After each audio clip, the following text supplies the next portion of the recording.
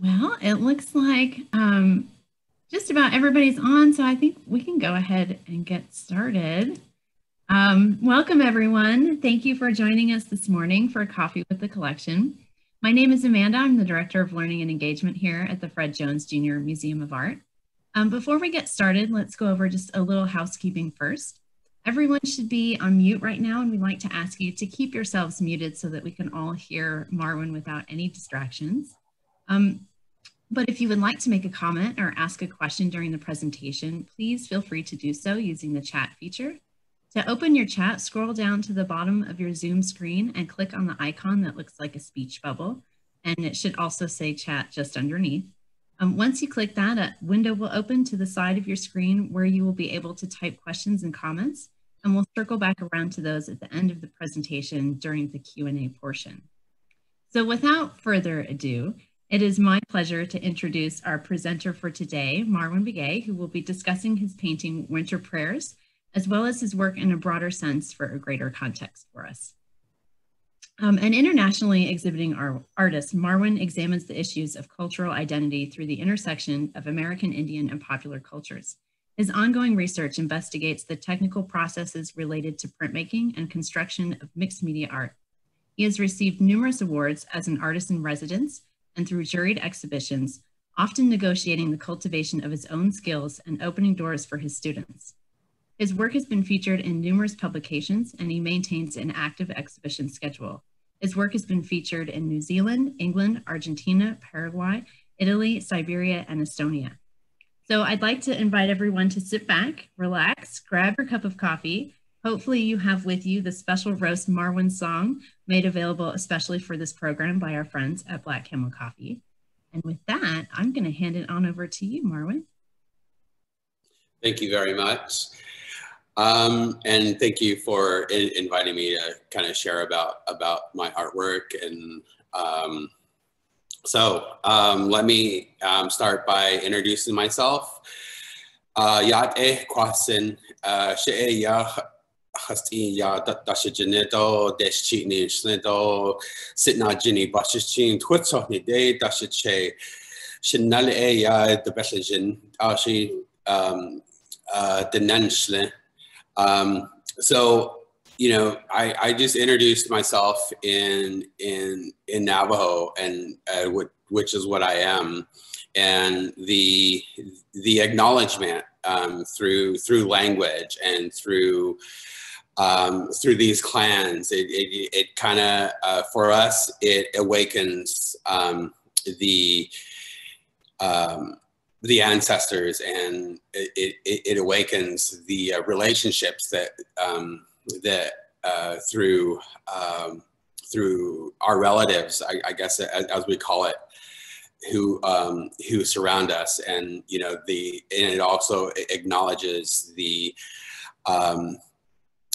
Earth Mother and all of her caretakers, and within the region, which are the Wichita and the Caddo ancestors who the lands we occupy. So and just by doing that, it serves as a protocol to really acknowledge them and acknowledge ourselves, and kind of brings this protocol kind of levels the playing field and makes us equal with everything that is around us. And it's through these teachings that that makes who I am, my identity and my memory, and it creates a relationship to the environment. And you know, those are the things that that I carry with me, and that kind of drive my work and drive my viewpoint as well. And along with that is just a whole lot of humor and kind of laughing at yourself a lot of times for the crazy things you say and the crazy things that we do as we're stumbling through this world and trying to maintain this balance. And in the English format, my name is Marwin Begaye, and I'm Navajo. I grew up in New Mexico, And so, you know, just a lot of how I grew up in New Mexico, and the cultural traditions and the language and all the little things that happen from day to day really are, as I said earlier, kind of make up who I am, and is the major driving force through a practicing artist. This here is my escape, so it's like my energy battery. When I do get to go home, you know, this is one of the first places that I visit to kind of rejuvenate. There's no cell service. There's no as you can see, I'm looking south, and at the horizon is the Zuni Reservation. And so where I grew up, it's tucked in a corner of the New Mexico border, the Arizona border, and the Zuni Reservation. So you know, those three borders kind of surround us, and this was my playground, and it still is, you know. So there's, you know, just kind of growing up and being in this space for generations. My family are caretakers of this land, and it's a shared responsibility. So you know, it's just kind of thinking about sacred spaces. This is at the top of Shiprock, and if you're very knowledgeable about Navajo stories, these sacred spaces, they have stories, they have songs, they have healing powers for us, and you know, and this is some of the things that I think about as I'm making my work, and the stories, and so for me, they kind of serve as memory. They kind of serve as memory, and for me to pass down these stories and these songs and the design elements that kind of come with these sites and with these spaces that within the landscape. So my grandmother was a rug weaver. She wove till a week before she passed, and so and she basically helped raise me. So I learned a lot, you know, how to go out and how to gather plants and the prayers that go along with it, and how to make the dyes, how to shear the sheep, you know, everything from the beginning, and from those protocols to the finished product, to, you know, to selling the piece. And then also, you know, really what really impacted me was the design elements that you see within the Navajo rugs. Those designs really serve as a cartograph for me, and I guess for the larger population of Navajo people, and those who do know about these design elements.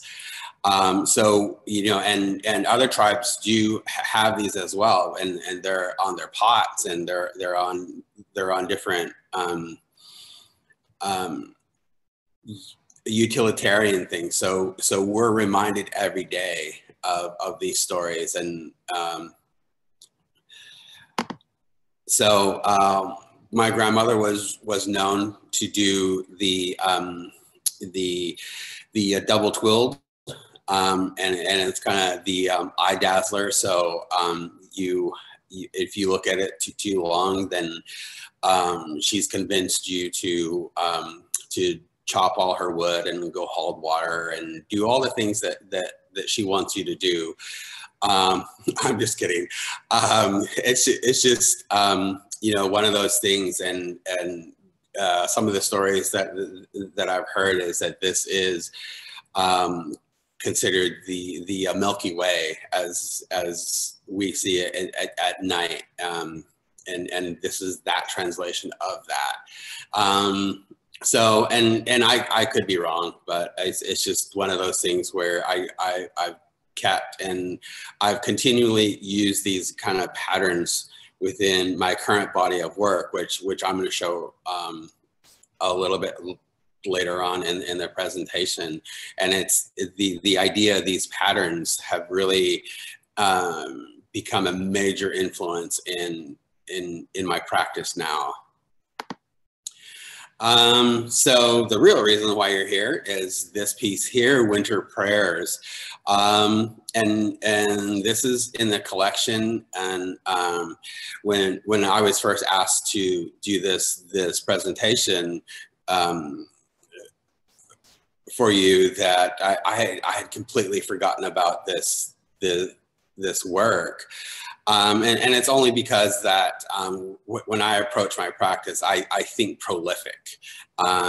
And I probably get about 30 pieces a year done. And it's just this ongoing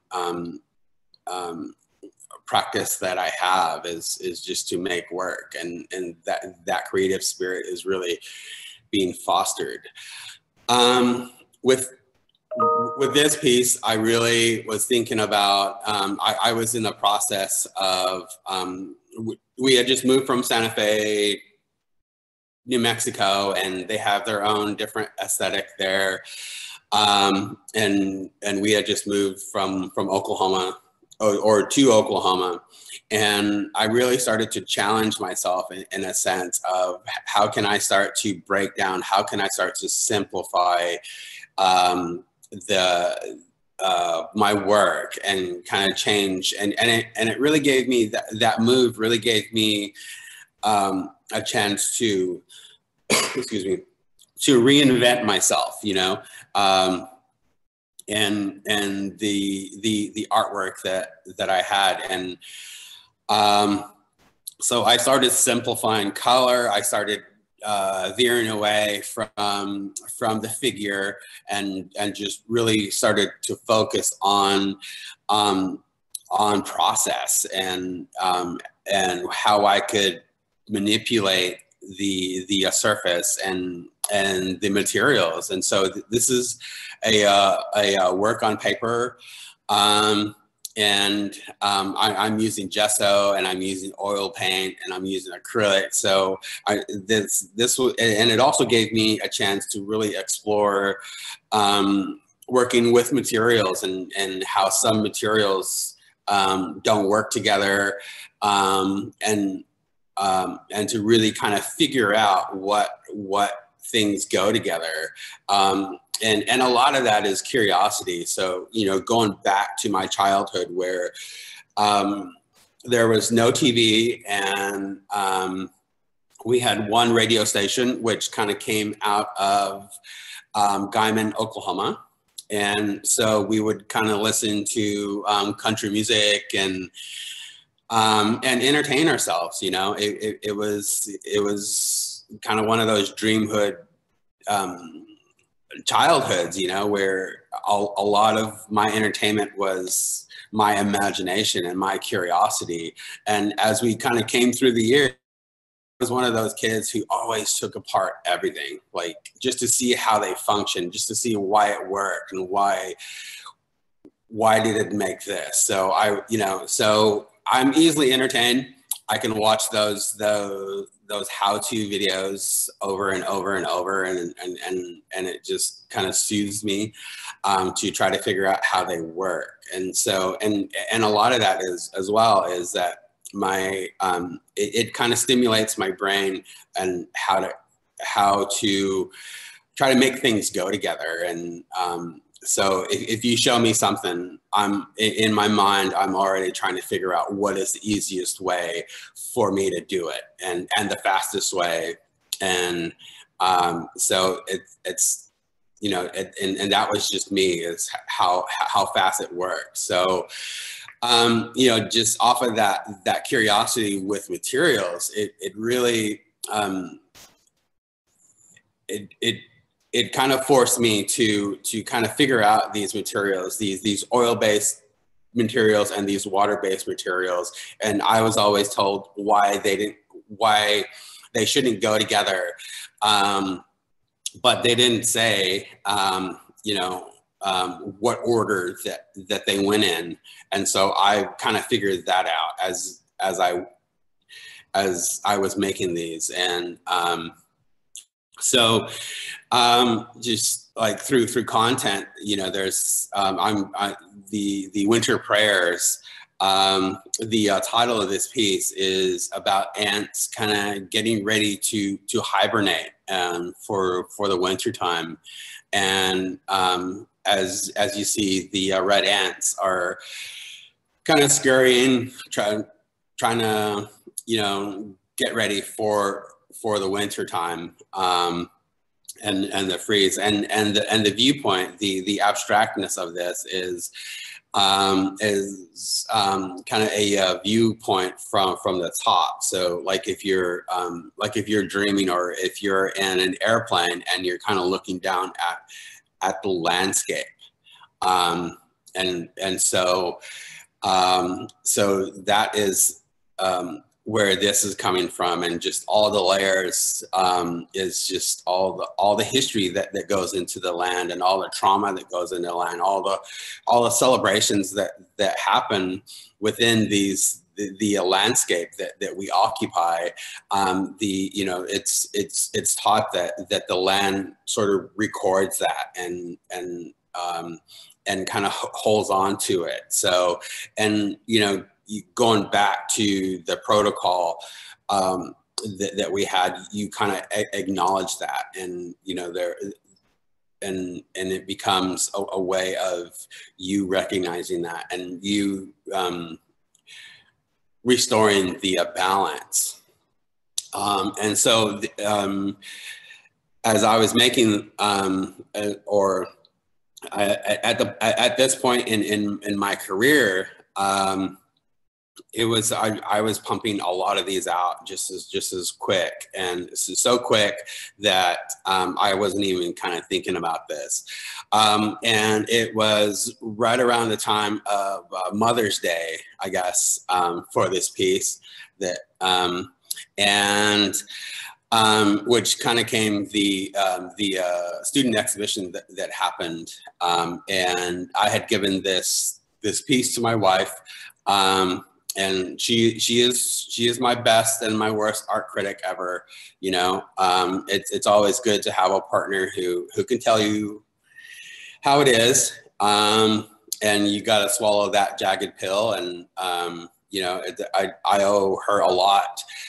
So with one of the things being a student, being poor, I give this piece to her as a Mother's Day gift. You know, and she loves it, and I'm getting it ready, and so I realized that the student show is coming up. I'm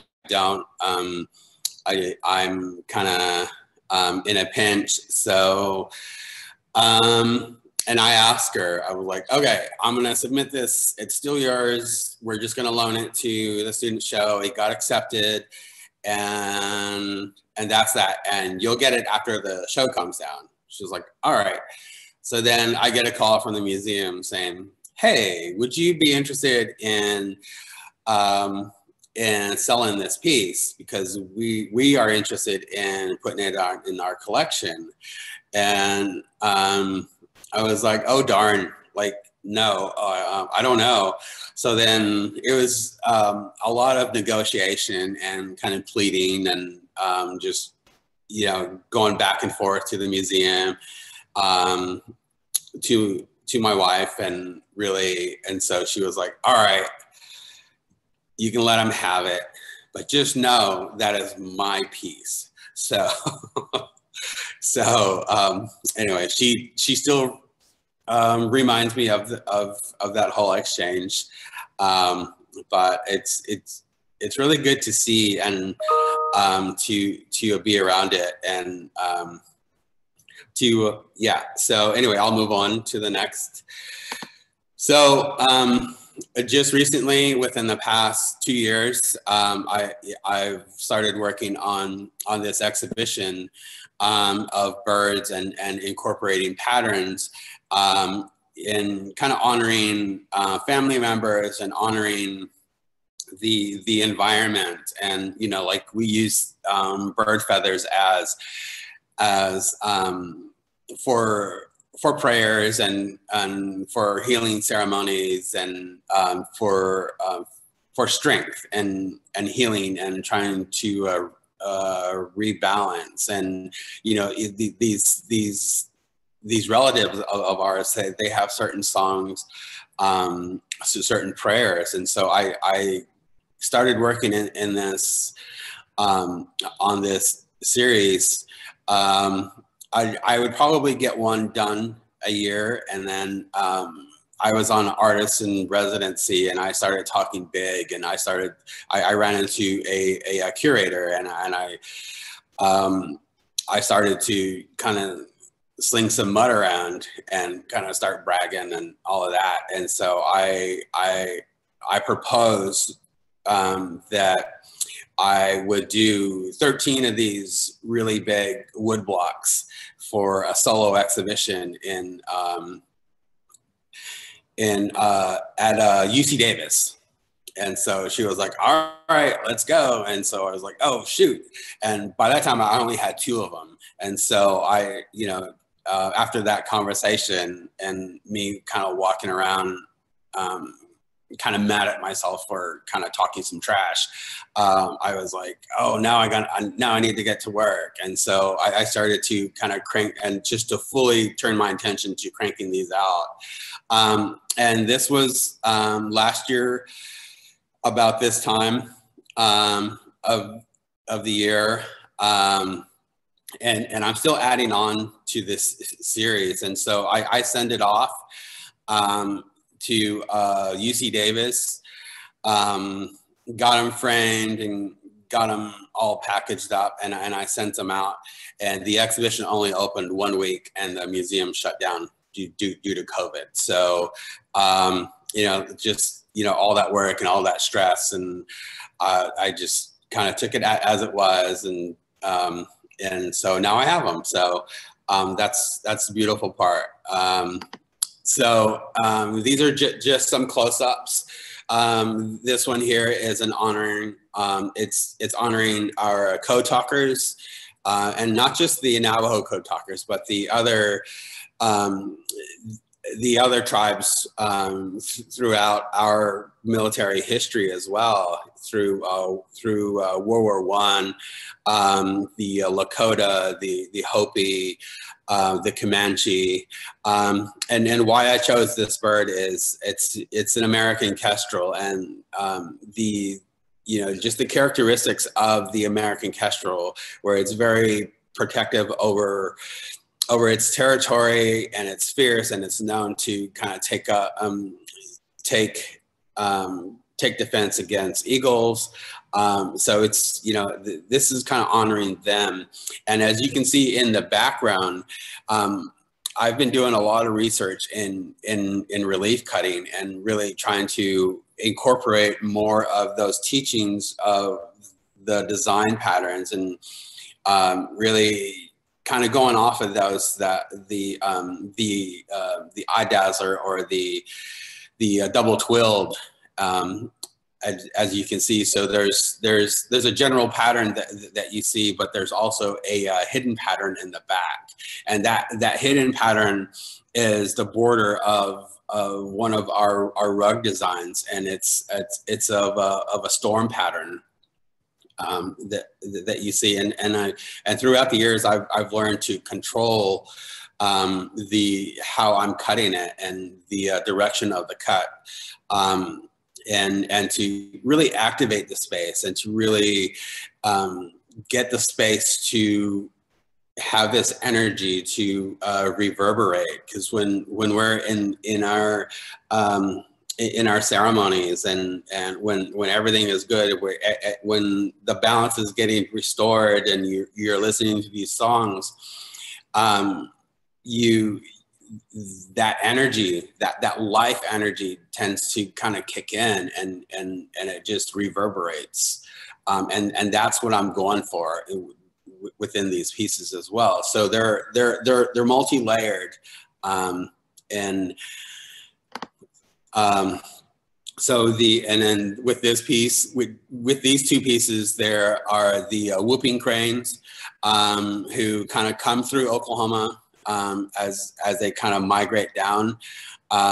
You know, I was just kind of thinking about the area of Norman, where there's a lot of, it's right in the middle of a migration pattern, and at one point before all of the buildings and in history, it was a marsh area, and it was a resting area for all these birds. And so it was just kind of my nod to those relatives who are kind of passing through.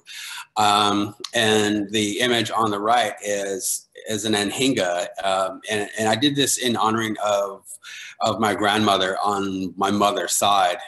She was really into Native American church ceremonies, and so with the discs in the back of these birds, I'm taking the idea of the Russian iconography paintings where all the saints have these halos, and I'm kind of equating that. These birds have healing powers, and they have prayers, and if you're wanting a certain prayer done,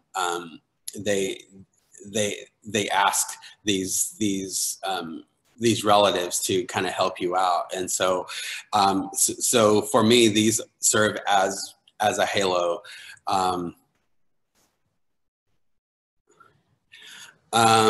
So on the piece on the left is a California condor, and the halo in the back is a nod to my grandchildren who are part Navajo and part Mono in California, and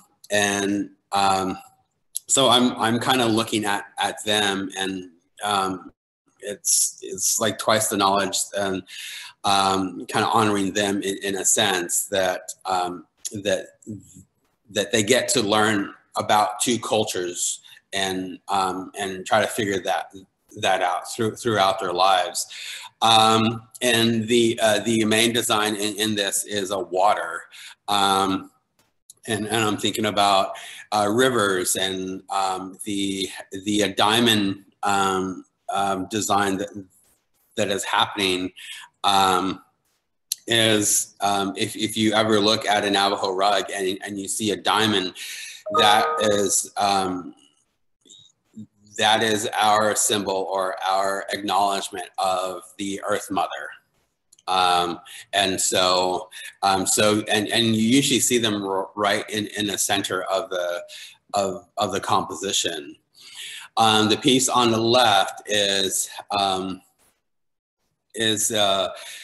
an egret, and also I'm thinking about water. I'm thinking about how the water birds and how their environment is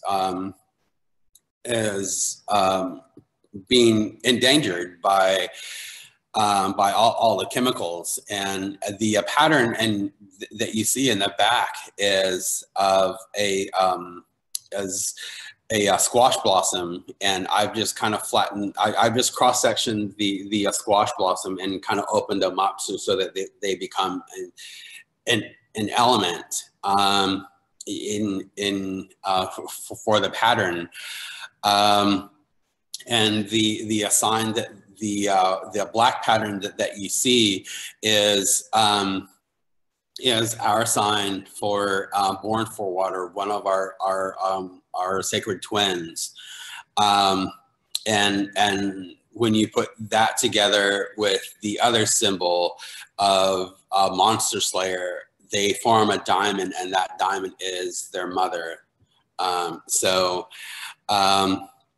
the plants in the disc that you see as the halo, that is just the acknowledgement of the plants and their healing powers. A lot of times we get so caught up in plants are just weeds and they're just an annoyance, but for indigenous people, they also have healing powers as well. And so when we were moving to Oklahoma, our little El Camino was packed down with all of our stuff. And as we're driving, the egret, as we're getting ready to cross into Oklahoma, a huge egret flew over, and the wings touched our windshield. So it just kind of wiped our windshield. And we were so amazed at this, and I just thought it was a really good omen. And so this is my way of kind of thanking the egret and kind of honoring that moment. So, and ever since it's been good. It's been all good being a captive here in Oklahoma, and I'm a captive to the Chickasaw Nation. So this is the most recent piece. It is a woodpecker, and in the background I'm kind of playing just a little bit more, and again I'm starting to kind of simplify the complex backgrounds and trying to really push myself as an artist to kind of come up with new ways to present these ideas.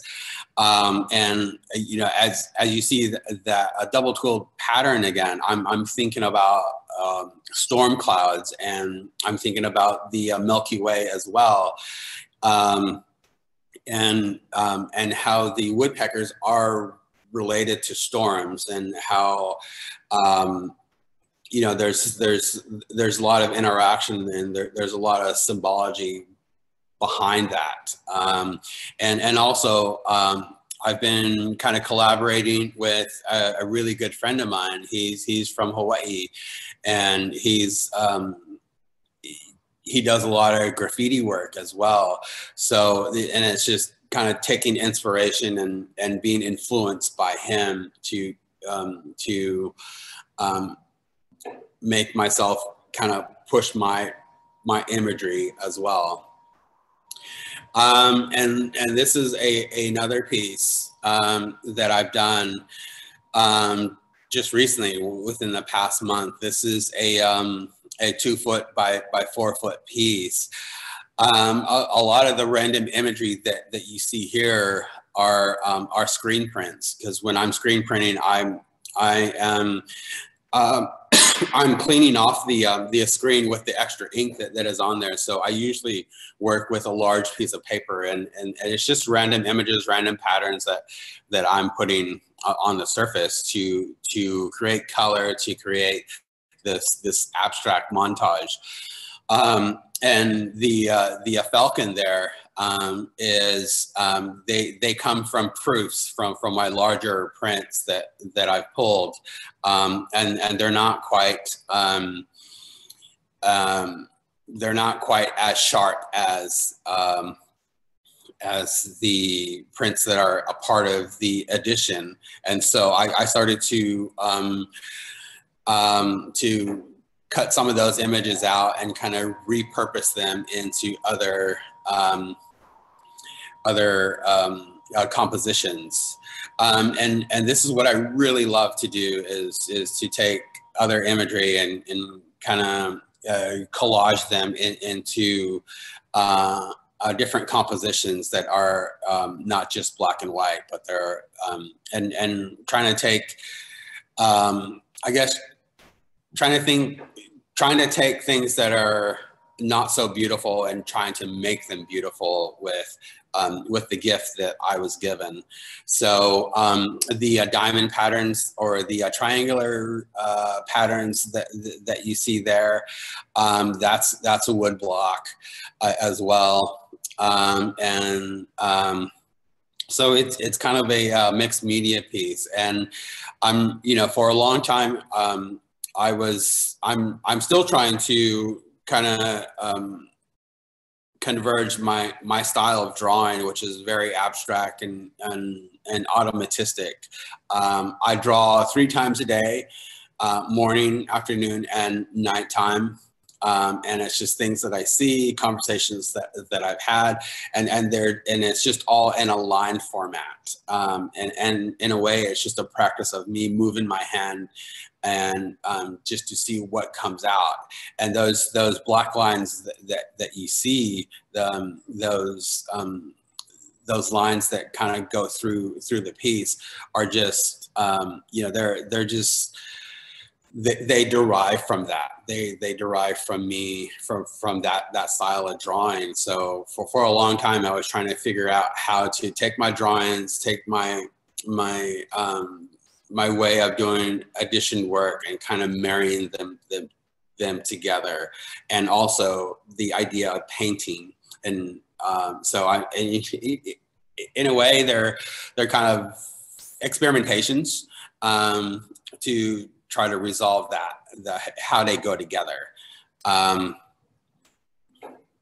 here is another version of that. And again, you see the diamond pattern, the Milky Way kind of coming up. And I was thinking about that time of the evening where you are reflecting during the day of all the conversations that you've had, all the things that you've seen and have experienced, and what form do you have to I guess to download it or to express it.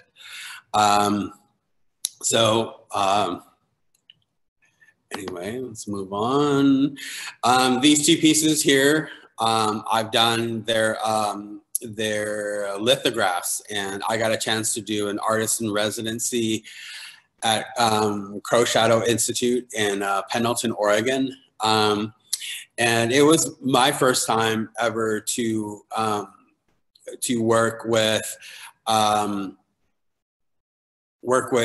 master printer. And here at the university, I'm the master printer, and I have to help students try to kind of figure this out, or if we have guest artists, I print for them.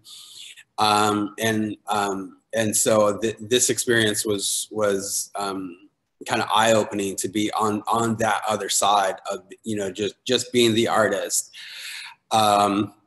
And through my practice and through several kids, you only have a certain time when you lay them down to nap. You only have an hour or 2, so you have to work fast. And I've kept that practice. So in the making of these, they were kind of scheduling me to at the Crow Shadow Institute. They kind of scheduled me to work 2 weeks on these, and I was done. I came in on Monday, and I was done drawing on Wednesday. And they were like, "Oh, what can you do?" And so they were like sending me out into the landscape. I went to the cultural museum, and just to do even more research about the indigenous people there and the kind of designs that they use, and to do interviews. And these 2 pieces are birds from that area that migrate through. The one on the left is called Evening Song, and it's the sunsets in Oregon are just beautiful. The pattern in the colored part are flowers that are that grow on that landscape. And the light blue background is just the rivers that kind of come through. And those horizontal lines are just, you know, as that time changes, the time of change where evening is coming and the sunlight is kind of fading away, I just chose to fragment that into these two colors. And the star in between the beak, that was not planned at all, and it was a really happy accident. And so, you know, I love when things kind of come together in that way, where that's the magic of it, you know. And then the piece on the right is the California Condor.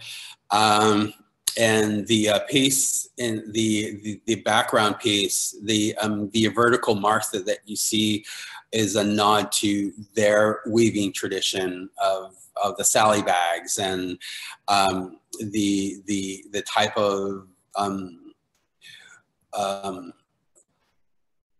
basketry that they are known for there on the Columbian Gorge. And you know, I was told a story by my aunt, Lillian Pitt.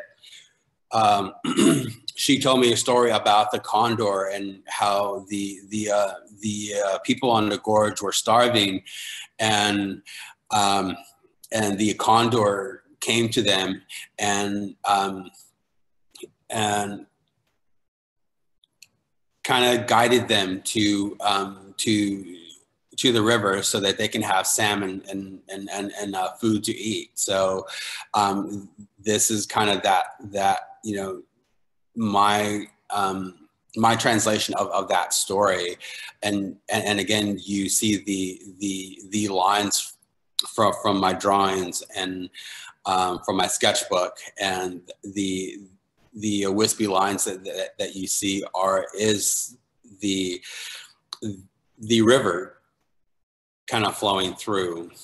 And the halo in the back comes from the Wasco tribe or the Wasco Nation, from one of their basket designs that I've abstracted just a little bit.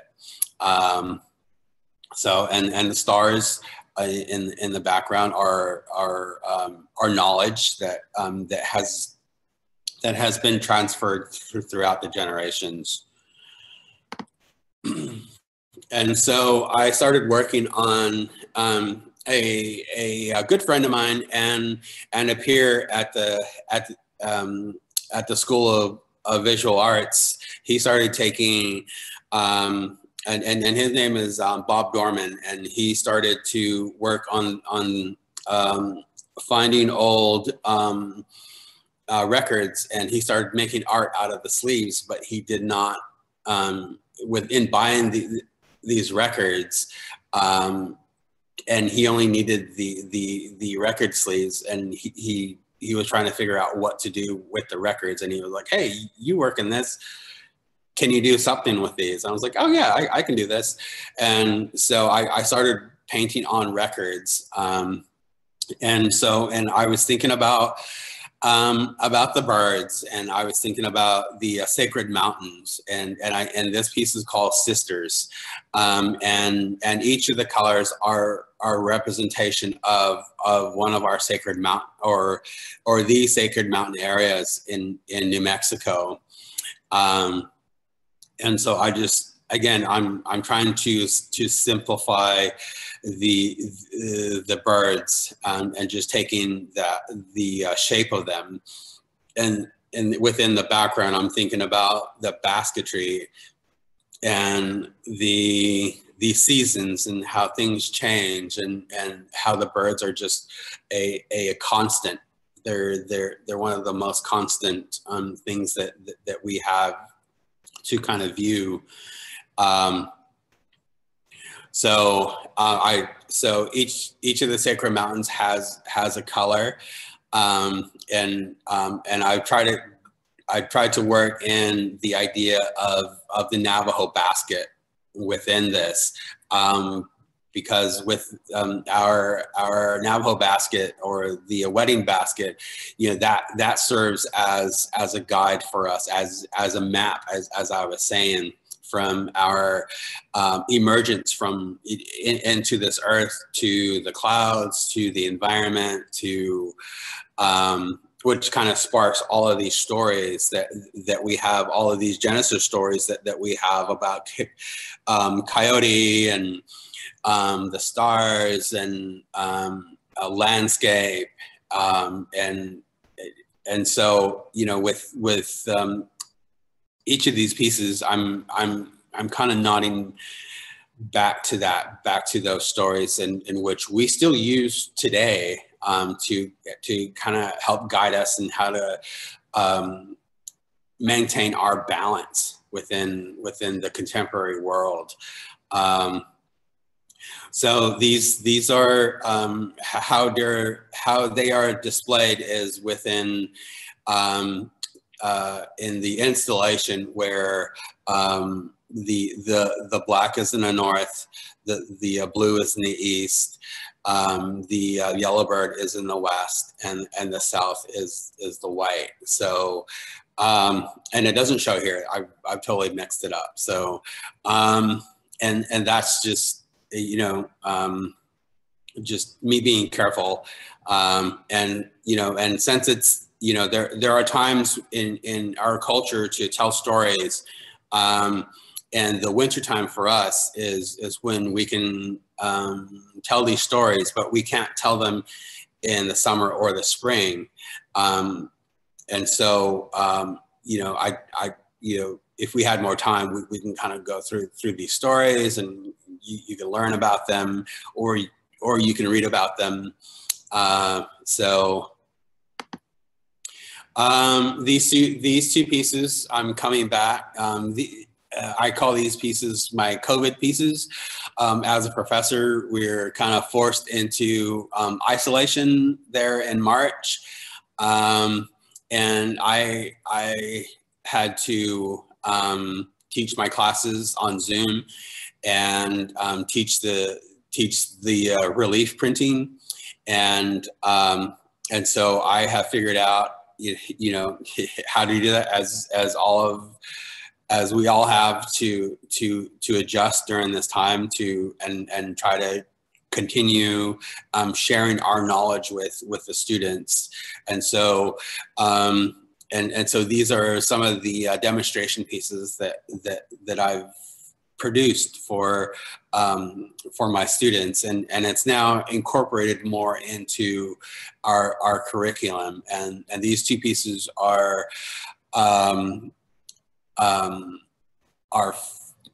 5-inch squares, and so, since the students don't have access to our studios, their studios are now their kitchen tables. And so, which is like mine right now, is like my kitchen table, and it's a dedicated space, and I, you know, I've taught myself. I've watched a lot of videos on how to relearn how to do this, and one of the really beautiful things about this time, one of the positive things about this time, is that it really, with other professors, that they started posting their research and the way they went about to kind of figure this out. So it became a time of sharing, just openly. And, you know, with this COVID time, the first part of it, I had to figure out how to make ink, using pigments and gin and alcohol, rubbing alcohol, and magnesium, and I was sharing this with my students, and this is what you can do. So my classes became a cooking show, you know, trying to show them how to survive, and how to make art, and how to facilitate the idea of making, and trying to keep up that practice. These are the type of sketches that I do from in my sketchbook, where they're just lines, and they tend to form into these, you know, since I have birds on my mind, birds dancing, kind of abstract birds. So I just wanted to kind of show this. This is a raven dancing, and then the other one is a prairie chicken.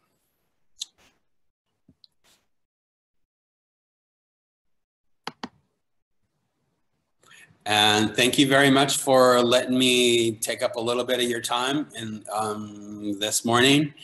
And I'm really glad I didn't swear and started dropping F-bombs and stuff as a rude artist would do. So anyway, that's all I have for today. Thank you so much, Marwin. Oh my gosh, that was fascinating to hear so much information about your entire body of work, not just that one piece. And, you know, and also you brought up so many fascinating points that I think a lot of us have not even thought about, especially with your own practice, but then, you know, the challenges of teaching, you know, at the School of Visual Arts right now and what that brings at this time. I do have some questions that came in during your presentation that I'd like to relay to you. Okay. Okay, so let's see. The first one, so Ben was asking, can you talk about some of the materials that you were working with? In particular, I think he's talking about winter prayers and when you were combining different materials in ways that were not working together well. If you could kind of maybe elaborate on that a little bit more. Acrylics and oil paint and pastels, and I think I put walnut oil in that. So, you know, just, you know, coming back to lithography, it's like water and oil don't mix, and why don't they mix? How can I get them to work together? And so, you know, if, you know, and again, it goes back to the process of what you lay down first and then what you lay on top of that to make them, to get them to work well together. And then plus paper. I love working on paper. Paper is, it captures everything, all of your mistakes, all of your thoughts. So like, and there's no erasing it. You know, there's always that history underneath it. And so so if you try to erase it or if you try to take it away, it's still there, and it's still, you know, as opposed to painting where you can just gesso over it and get rid of it completely. And I really love that. It's like that history plays a part of the composition, and how it aids that. So and for me, that serves as kind of a way to figure out what the artist is thinking. So when I'm invited to artist studios, I don't look at their final pieces. I look at their sketchbooks. I'm like, yeah, all this is beautiful, whatever. Show me your sketchbook. Let me go through your drawers. Let me just hunt and go through your studio just to figure out who you are and what your thought process, what your thought process really is. Because we tend to exclude that and kind of push the beautiful aesthetic out, but I'm more interested in the why. So I'm constantly, I've been kicked out of so many studios, and professional studios as well. So I just kind of go in and I play the innocence card to where I'm like, oh, I'm not supposed to be here, but yet I'm supposed to be there, and I'm looking at stuff. I'm looking at the way they're organizing their paints. Like some artists are very organized, color coordinated, all of that. And other artists are just like just a map, just a mush full of just stuff, and how their easels are set up, how their spaces are set up. That's my interest, is like that, how they, what they're thinking, and so anyway. I just want to, in case you didn't see a comment, so Robert says, if I had a studio, I would never kick you out. I'll start moving in. No. There you go. Actually, that kind of, I had a question for you too, that kind of brings to mind. So you obviously work with a huge variety of printmaking techniques. Often in the same piece, you have multiple processes going on. So I'm just curious, do you have a favorite process that you prefer to use over another? Right now, it's the past couple of years, it's been wood block, because that the cutting of the wood soothes me.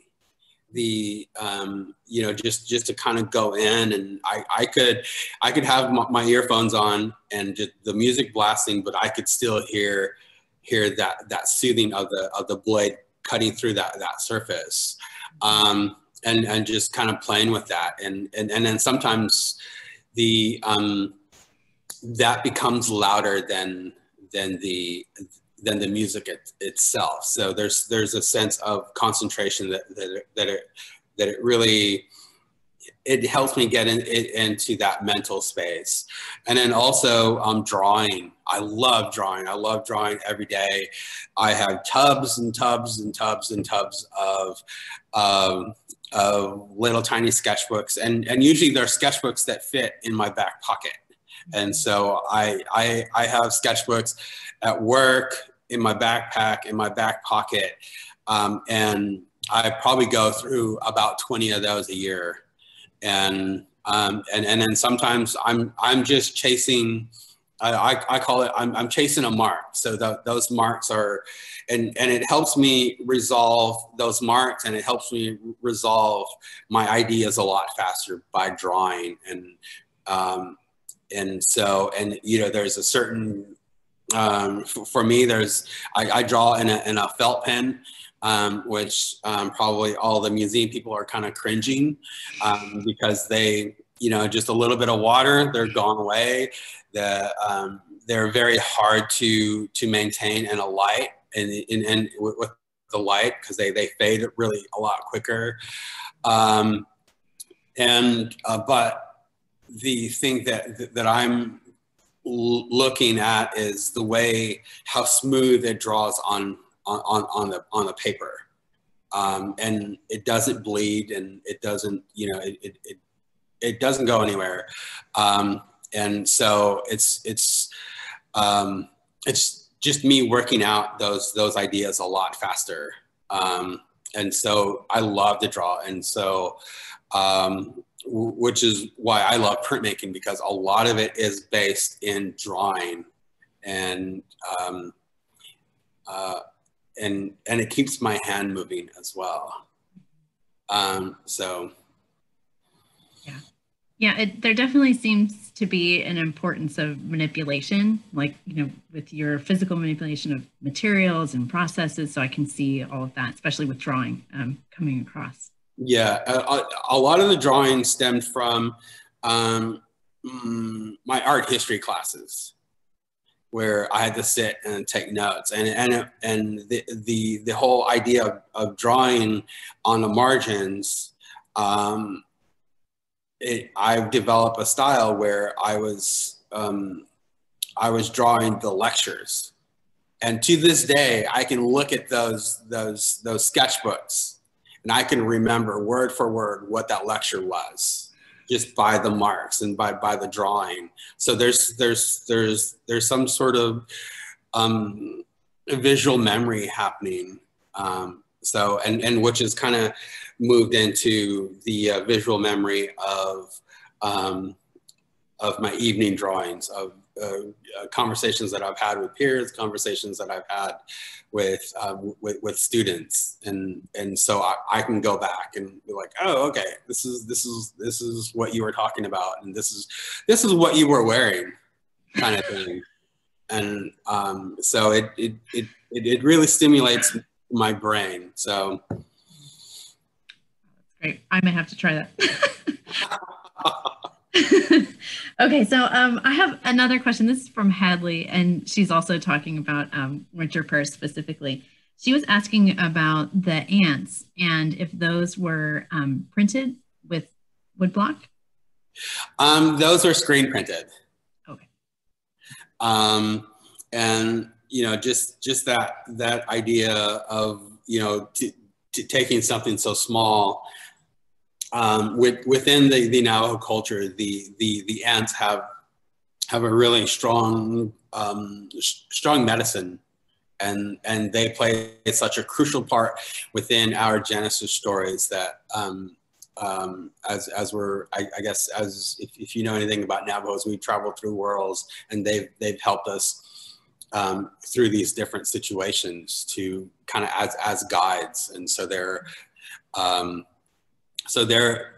screen printed, and it's not like a formal screen printing where you're using the hinges and all that. It's just, again, it's just like knowing the rules and how can you break them. And so I call it a plop and drop, to where I pick up the screen print it, lay it down, screen print it, and then turn it, and then screen print it. So it's very very intuitive, and so that's one thing that I love about the drawing part. Again, coming back to drawing, is very intuitive, and the wood blocks are totally opposite, because in wood blocks you have to be planned, and if you start cutting it, there's no way of going back.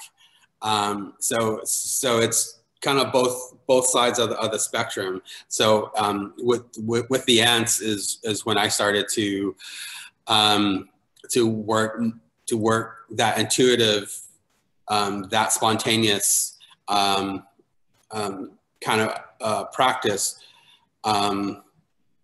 into printmaking, which is a medium that is so planned out and so rigid. Yeah, that actually makes me wonder, so you're working so intuitively a lot of the times. Was it really difficult to work with like the Crow Shadow Studio, where you're kind of taken out of that part of the process? Was that a different experience for you? The hardest part was, for me, no, it was like, I could do this, I could do that, I could do this. And the hardest part for me was not getting my hands dirty, right? So you have a master printer, and the master printer there, her name is Judith Bauman, and she's the great granddaughter of Gustav Bauman, right? So, and it was me wanting to sponge, me wanting to mix the ink, and me wanting to do all the things that I normally do, just to kind of sit on the side. It was very hard to be a spectator for me.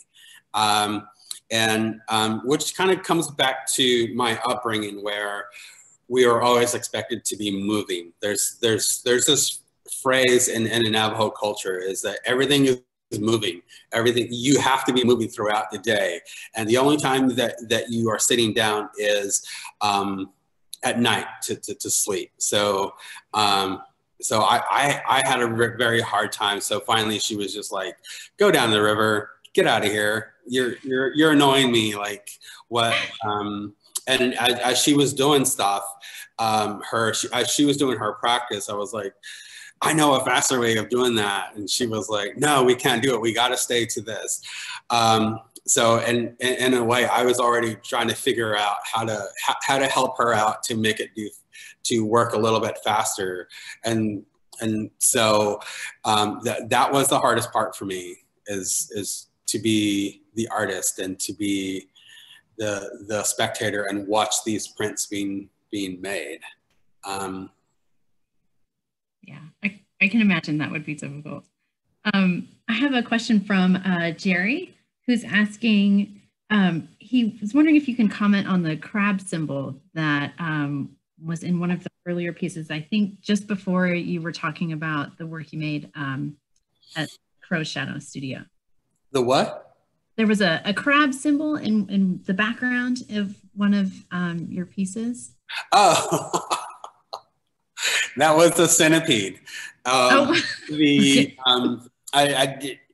do a lot of community engagement work, and the Quartz Mountain, the Oklahoma Arts Institute, it invites me to come out to do live screen printing sessions for their participants for their workshops. And so being down there in Southwest Oklahoma, there are a lot of scorpions that kind of sneak into your rooms and kind of bite you and all of that. And so I wanted to kind of take a creature from that, take a relative from that area, and to kind of make it into t-shirts. So that was a part of that whole t-shirt thing. And so, and again, those larger pieces is I just lay them on a table, and as I'm cleaning off my screen, I'm just kind of laying them down. And there's sometimes they're just years and years of just screen prints just laid over one another. And then sometimes like those two pieces that I've done with the Falcon, I've been working on those pieces for 6 years now. And it's just layers upon layers upon layers of, and then after a while, it just becomes just really breaking them down formally of like colors and lines and like, where's my next screen print? I have red. Where do I need red to kind of lay down into it? And so, and then when I printed that Falcon, it was kind of realizing like at these awkward moments where you're like, oh, I know what to do with that. I know exactly what to do with that. And so you just kind of come into a studio and kind of work them out and hopefully not screw up even more so that you have to fix it. So, but those are also beautiful moments where you're forced to kind of fix your mistakes. Yeah, what does Bob Ross say? No, the happy accidents, right? Yes. There's a question from Tammy. So she's asking what exhibitions you're involved in currently, and she wants to talk about a future exhibition at the of wildlife art. And I'm going to say, Tammy, we may have to intervene. But anyway, go ahead, Marvin. Right now, just smaller exhibitions. One I have up in Oklahoma City at Exhibit C. So if you're out and about in a safe manner, wear a mask and go see this. A smaller exhibition, and it's just the exhibition is about it's about patterns or kaleidoscope kind of things, and one of my big wood blocks is there of the scissor-tail flycatcher, and a bunch of small drawings and stuff. But that's you know, due to COVID, everything for me got canceled. And all the exhibition, all the travelings, all the speaking engagements. And from March till about August, I saw this as a moment of rest, right? As artists, we're constantly rushing from one event to another and trying to, you know, it's just nonstop. And so from the day we left to quarantine till August, I didn't do anything. And it was like every day I would hear about one of my events that I was in get canceled. And so, and it's just like, oh my gosh, what am I going to do? And I just realized that this is a time of rest. This is a time of restoring, my balance and my thinking. So I didn't work on anything. I was just kind of watching TV. I got caught up on everything, laundry, household, all of that. And so I just was just free. And then once kind of August hit, I started to ramp up again.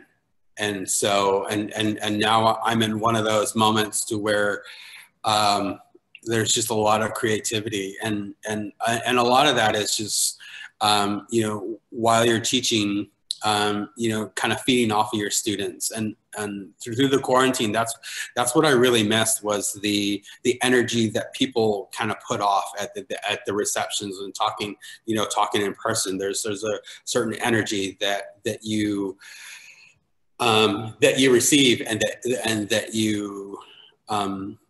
you give off. So I was horrible in the introverted paradise. That's not for me. So it was just one of those things where I just kind of laid low. But now I'm ramped up, ready to go. But no big exhibitions in the future. I do have a solo exhibition coming up at East Central University down in Ada. And I don't know what I'm going to do with that. So, and I want to try to do more, but, I had the Big Bird, the Big Bird series that I can exhibit, the records. So it's, I could easily just go into my collection and just kind of take things out and kind of put that out there. But in the back of my mind, I'm wanting to do something new. Yeah, that makes sense. I think we've kind of gone through all the questions and we've gone over time. So thank you everybody who has stayed on. If you wouldn't mind for a few more seconds, I just want to show everybody really quick where Marwin's piece is in the museum, something we like to usually do. So Winter Prayers is not currently on view. So what I'm going to show you right now is, I'll go back to the beginning. So here we are in our visible storage space. This is a really kind of interesting area in the museum, as it is a little bit of our window into the School of Visual Art, as you'll see in a moment here. This is on the second floor of the museum. You can kind of see where a lot of our artworks are stored, or not a lot, actually, a small percentage. And through this glass wall that we can see here, this is the School of Visual Art on the other side, since we share the same building. And there is Marwin's piece.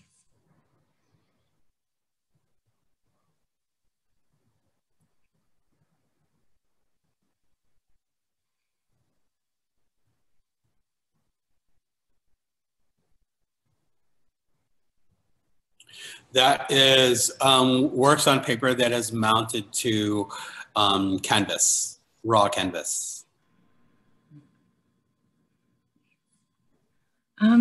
Well, if anybody doesn't have anything else, I think we can go ahead and wrap it up. So I'd like to thank everyone for joining us this morning. We really hope you enjoyed the conversation. Don't forget to mark your calendars for our next session that will be on Friday, January 22nd at 9:30. And to complete that experience, of course, our friends at Black Camel Coffee are working on a new roast for that month that will be available for purchase on their website soon. So don't forget to check our events page on our website to register for any upcoming virtual events. We have a few lectures happening in January related to the OKLA exhibition also. So I guess thank you everyone, and thank you so much, Marwin, for your time. And it was really a treat getting to see so much of your work. So have a wonderful weekend, everybody, and a safe holiday coming up soon. Thank you. Thank you, everyone.